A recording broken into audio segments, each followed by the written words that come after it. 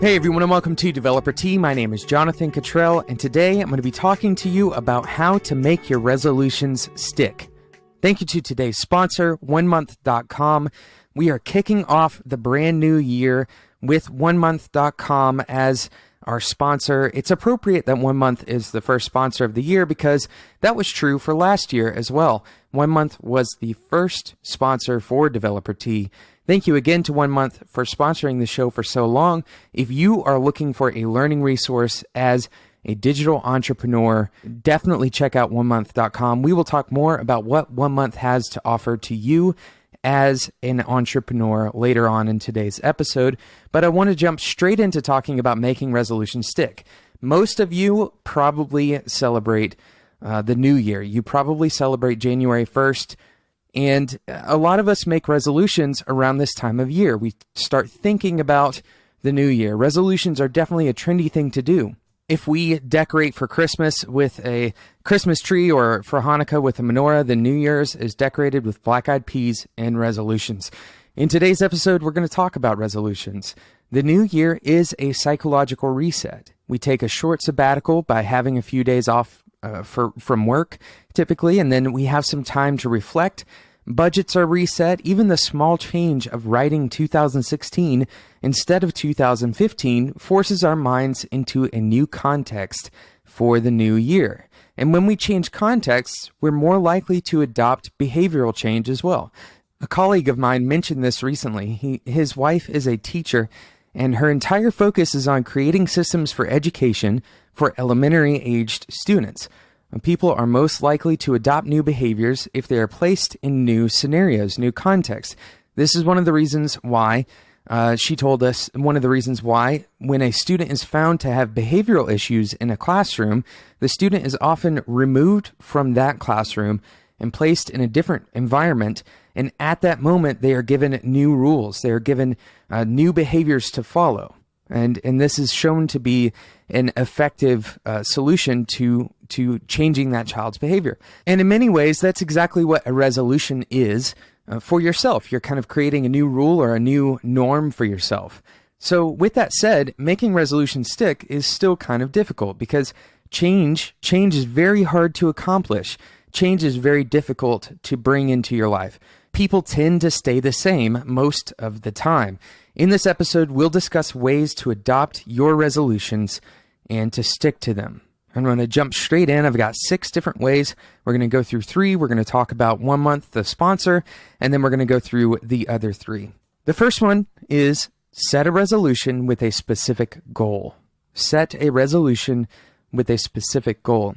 You want to make the goal you set a variant of a range rather than a static solitary figure or a specific number.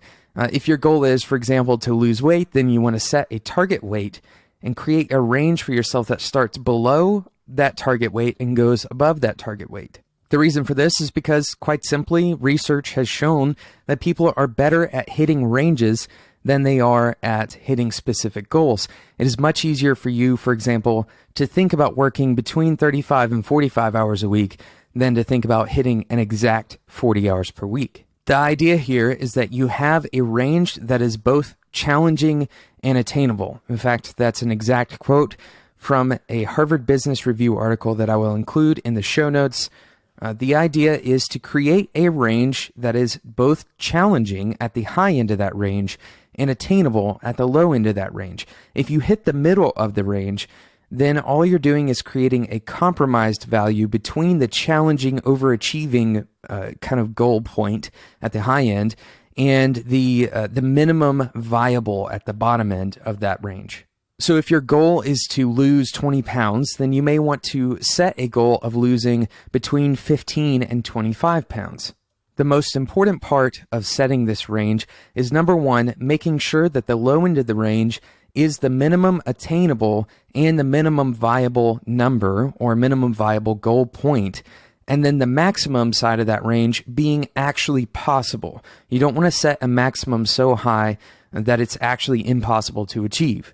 The reason you want to make your goal specific rather than general, for example, you wouldn't want to create a goal like lose some weight. Instead, having a very specific determining factor of whether or not you have met that goal, that is absolutely essential to goal setting. If you don't have a specific goal to shoot for, then you don't have a way of understanding when you have succeeded and perhaps more importantly, when you have failed.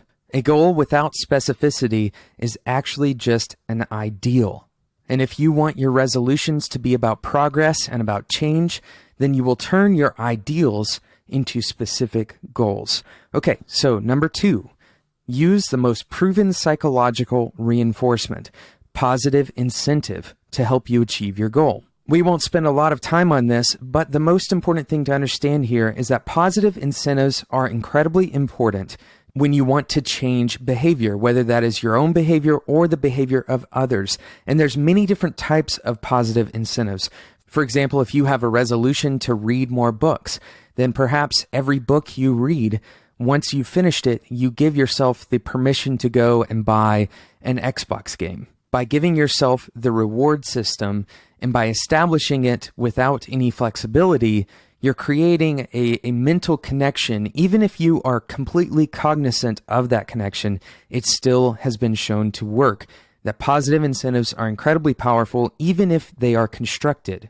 It also helps to have an accountability partner or somebody who knows what your goal is, and that's exactly what number 3 talks about. Tell someone about your goal, but don't tell them too much. Tell someone about your goal, but don't tell them too much. The reason that you want to tell someone about your goal is because that creates social accountability, which is basically the pressure to follow through with the things that you say you're going to do to your friends. And the reason that we want to do this is because we don't want to look like we are weak. We don't want to look like we are inconsistent or that we lie. This is very important in a social setting. When we say we want to do something or we say we are something to another person, we are much more likely to achieve that particular goal. Now, the reason you don't want to tell them too much is because telling someone about your goal, telling someone about the thing that you have realized that you want to change in yourself, that can also psychologically trigger some of the same releases that accomplishment triggers, that accomplishing your actual goal would trigger. This is also visible when you see a lot of people at the beginning of the new year who want to be more physically active, and they go and they buy a gym membership. And even though buying that gym membership didn't necessarily make them more active, that simple action, that step towards their goal, gave them that sense of release, that sense of accomplishment that they actually really haven't earned. So you have to be careful about doing things that give you a sense of accomplishment before you've actually taken steps towards your goal. And this goes back to the number 1 tip that I gave you today, which is set a resolution with a specific goal within a given range. And this will show you, hey, just because you bought that gym membership or just because you told your friend that you want to read more books, that doesn't mean that you've actually taken any steps towards making that happen. Instead, you actually have to go to the gym to be more active. You can't just buy the membership. You also have to follow through and get up and go to the gym. So a quick recap. Number 1, set a resolution with a specific goal. That goal should be a range rather than a solitary figure. Number 2, use the most proven psychological reinforcement, positive incentives, to help you achieve your goal. And number 3, tell someone about your goal, but don't tell them too much. Now, I want to take a quick break to talk about today's sponsor, OneMonth.com. I already mentioned that 1 Month was the very first sponsor for Developer T at the beginning of the year last year, and they are the first sponsor for this year as well. OneMonth.com can help you become a tech entrepreneur. It's not about getting a degree, it's about applied learning. 15 minutes a day from the comfort of your own home, you can learn skills like programming for non-programmers, growth hacking, iOS development with Swift, HTML, CSS, JavaScript, content marketing, Ruby on Rails or Python, and plenty more. If you have an idea for an app or a product and you've been trying to find a place to gain the practical skills to make that product a reality, then enroll now at onemonth.com/developer-t and you will get 25% off your first month just for being a Developer T listener. Again, it's 1 month, 15 minutes a day from the comfort of your own home. onemonth.com/developer-t. And as always, you can find that link in the show notes at spec.fm. Thank you again to onemonth.com. So let's get right back into talking about setting your resolutions and making them stick. We've already talked about setting specific goals, not talking too much about those goals, being sure that you don't create that psychological release before you've actually done anything to accomplish those goals, and of course, providing yourself with positive incentives. Now, I want to talk to you about how you follow up with your resolutions. So the fourth tip I have for you today is to set an automatic reminder for the beginning of February and March to review your progress on your resolutions. Because the truth is, resolutions often stay strong throughout January, but by February and March, people tend to fall off the map because we aren't thinking about the word resolution except around the beginning of January. This is why you see a ton of people at the gym at the beginning of January, but as the spring rolls through, you're going to see fewer people. So when you have that reminder set to review your resolutions in February and March, now you have that reminder that isn't necessarily coming from the culture around you, but rather it's coming from yourself. You're reminding yourself to go back and review your resolutions, review your progress to that range goal that you've already set. Of course, you can set a reminder in just about any to-do app these days. iOS has the built-in reminders. I assume Android has something similar as well. So just set a reminder in one of the many systems that you probably already use to review your resolutions. Of course, that requires that you have your resolutions taken down. So when you set your resolution, make sure you write it down. Make sure you have some sort of way of knowing exactly what that resolution was. And that goes along with tip number 5, and that is formalize your resolution. Formalize your resolution. Make it an event. Start with some kind of kickoff where the changing moment was that you committed to your resolve, that moment is marked, that you remember that moment, whether it's on a calendar somewhere, or maybe you just create a video of yourself talking about the resolution for you to watch at the beginning of February or at the beginning of March. There are many ways that you can formalize your resolution. Some of it kind of depends on what your resolution is. But the most important piece of formalizing is making it concrete, making it tangible. Knowing that you have created a resolution, not just that you have some lofty goal that you're not really sure what it is, making it concrete, making it visible, verbalizing or writing it down in some way, that is kind of the definition of formalizing it, making it a true commitment that you can see in front of you.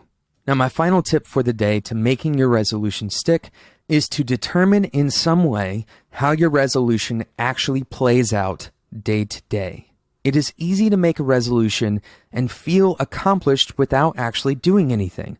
Like we talked about, going to the gym and getting a membership doesn't actually make you more fit. But for progress to be made, it is important that on a given day, you know whether or not you have taken a step towards your resolution or if you have failed to take a step towards your resolution.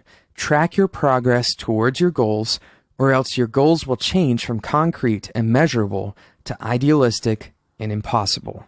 Determine how your resolution actually plays out day to day. If you want to lose 20 pounds in 1 month, you can do the math to determine about how much you need to lose each day for 30 days.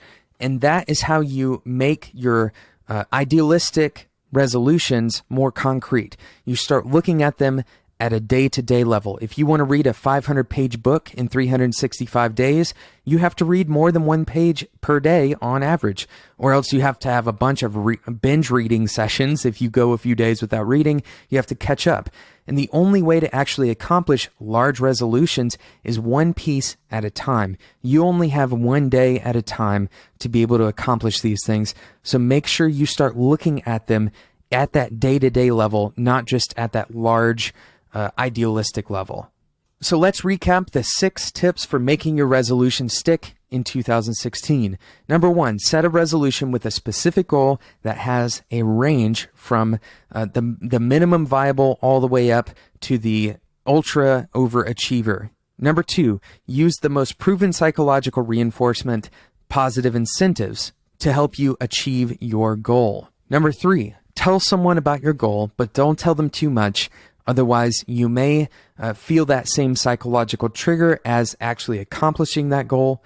Number 4, set an automatic reminder for the beginning of February and March, and perhaps beyond that, to review your progress on your resolutions. Number 5, formalize your resolution, make it concrete, create an event out of the beginning of that resolution. And number 6, determine how your resolution actually plays out on a day-to-day level. I hope for each of my listeners that you create some daring and exciting resolutions this year, that the work and the play that you do this year is the best that you've ever had. I'm excited for the year, and I hope you are too. Thank you so much for listening to this show, and thank you to today's sponsor, OneMonth.com.